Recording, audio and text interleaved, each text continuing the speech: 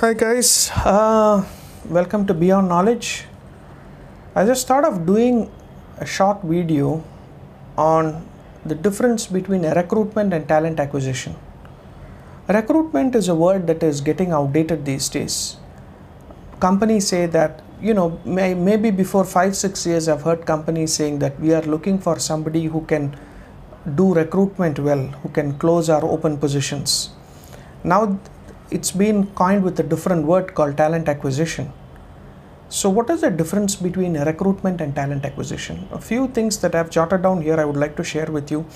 Recruitment is filling positions. So when you talk about recruitment, you actually talk about a little lower level positions, right? You're not looking for somebody in a high-tech sector. Maybe you're looking for 2-3 security guards in your company, or somebody who can do the housekeeping stuff part of it, or maybe you're looking at a pretty low level admin guy.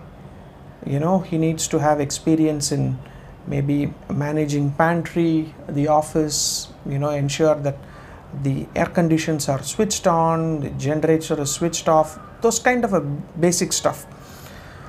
But when you actually recruit people for IT, for software, or you're taking a mainframe guy, a scrum master, a Microsoft expert, then when you talk about those positions, you actually call them talent acquisition. So talent acquisition manager, VP of talent acquisition, a talent acquisition department. So we are looking for a talent acquisition manager. So you were doing what in your last company? I was heading talent acquisition. So you won't say that I was looking after recruitment. So filling positions is a short-term strategy. It is just filling positions, recruitment. Talent acquisition is finding specialists, leaders, and future executives for the company. You're finding a specialist, you're finding an expert, you're finding a seasoned guy, an innovative guy, a creative guy, a really qualified guy for doing a complex job or a specialized or a niche area. So recruitment focuses on easier positions to fill, and talent acquisition focuses on a specific skill set, and it also focuses on tougher positions to fill. Recruitment is a tactical approach. Talent acquisition is a long-term strategic approach. Tactical is like, I just need to get this problem sorted out now. Just, let's go ahead and find a guy. Talent acquisition is not like that. I'm taking this guy, will he work with our team well? There is a significant expense involved in grooming him up. Maybe he's going to get productive in the next 6 months. He's a senior level guy, he's a leadership level guy. It's very hard to find this talent in the market. They are, paid high, they need to be maintained well.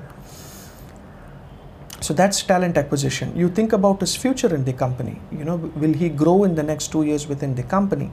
Will he add value to the salary compensation that he's getting? Is he going to be a value addition to the team? So you're having a long-term plan on this resource, like how he's going to come, learn, grow and mature and climb the corporate ladder, or within your company, how successful is going to be. He is going to be very, very important for the success of the business, right? It's not an option to have a suboptimal guy doing that role. You need to have really top performers, A-class players in the team to do the job well.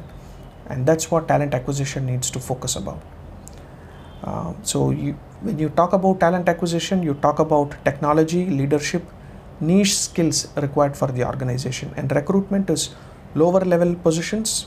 It's a short-term strategy. It's just, you need to have a guy there to get that problem sorted out. That's it. But talent acquisition is not like that. The guy that you recruited for a lower level positions, even if he leaves, there is no much business impact. But when you recruit a guy at a very high level, and now this can change according to the industry, right? If you look at an automotive industry, a welder or somebody who's doing spray painting might be a highly skilled resource there. When you in IT, he might not add any value because it's a different industry. In automotive, getting a good painter can be a highly skilled job, because painting is very important. The final finish of the car needs to look good.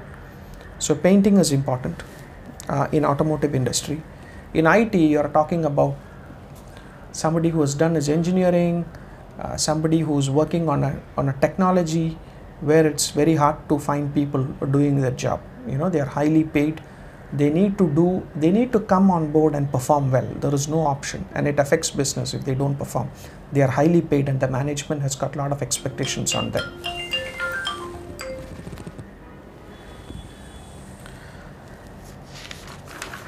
So 4 talent acquisition strategies that can help your business grow. Start identifying and aligning with business strategy. What is your business strategy? So if your business says that, we didn't meet our numbers in 2018 and 2019, we need to meet our sales numbers.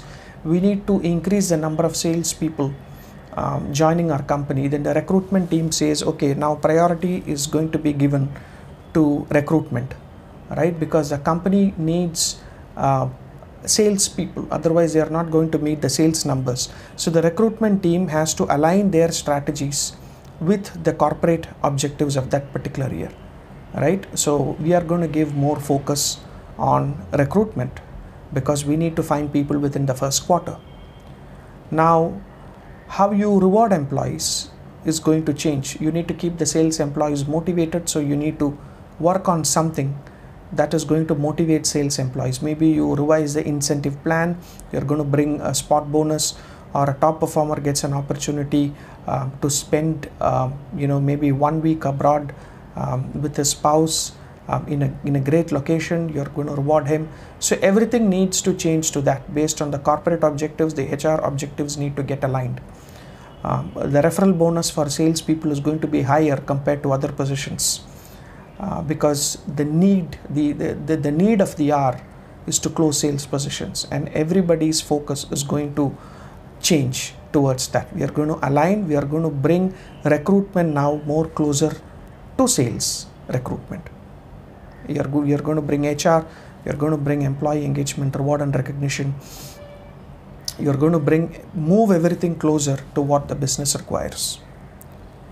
Expand your sourcing strategy. See from where you have recruited people in the past and try to see where our talent comes from and which employee has been with the company for long, which employee did a good job, he was from which company, at what part of time did we hire, what skill sets he's having. So these are the data points.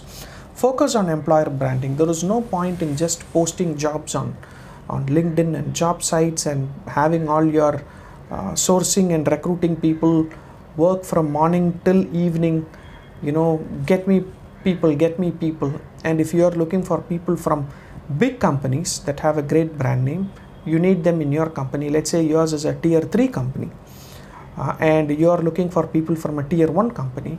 There is no way you're going to get people without having a good brand name in the market, right? Because candidates are very smart these days. They load a lot of searches on Glassdoor. They check with their contacts, or maybe they have multiple offers before joining your company. So why do you want to wait till then to know if a candidate will join or not? If your company has got a good brand name is definitely one of the things that they will look for when joining an organization. And nurture and invest in candidates. So you need to send them for training programs.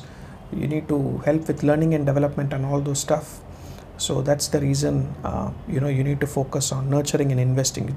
It's not just you just spend on money in hiring somebody, but then there are no learning and development opportunities, and people actually give a negative feedback about the company when they leave.